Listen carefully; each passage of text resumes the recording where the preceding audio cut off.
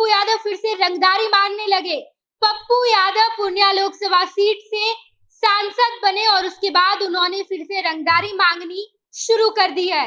बता दें आपको कि पूर्णिया के मुफस्सिल थाने में पप्पू यादव के खिलाफ केस दर्ज किया गया है।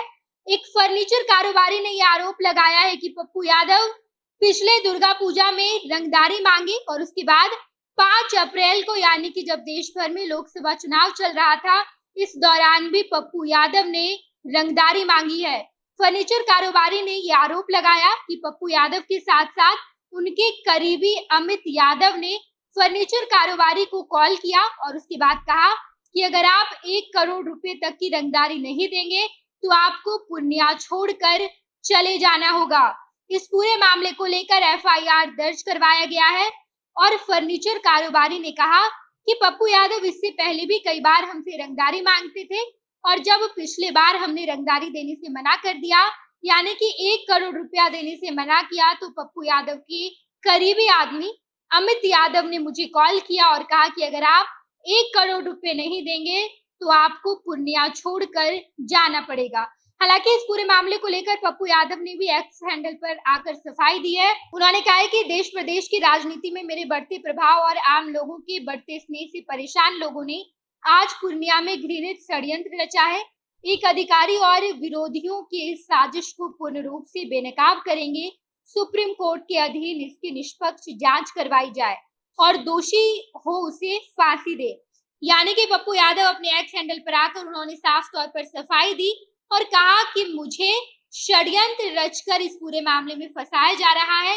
ये कारोबारी और कुछ मेरे विरोधी मिलकर ये पूरा षड्यंत्र बनाए और उसके बाद मुझे इस षड्यंत्र में फंसा रहे हैं। मैं सुप्रीम कोर्ट का दरवाजा खटखटाऊंगा और सुप्रीम कोर्ट जिसे दोषी मानेगी उसे फांसी की सजा दे देगी। पप्पू यादव पूर्णिया लोकसभा सीट से नवनिर्वाचित सांसद है।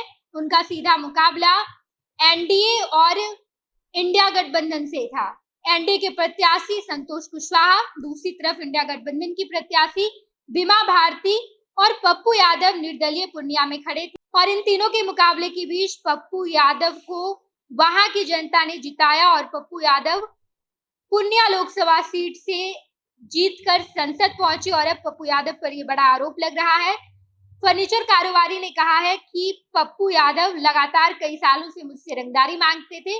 इससे पहले दुर्गा पूजा के समय उन्होंने रंगदारी मांगी, उसके बाद 5 अप्रैल को भी मुझे धमकी दिया गया। ये कहा गया कि अगर आप 1 करोड़ रुपया नहीं देंगे तो आपको पूर्णिया छोड़कर जाने पर हम मजबूर कर देंगे।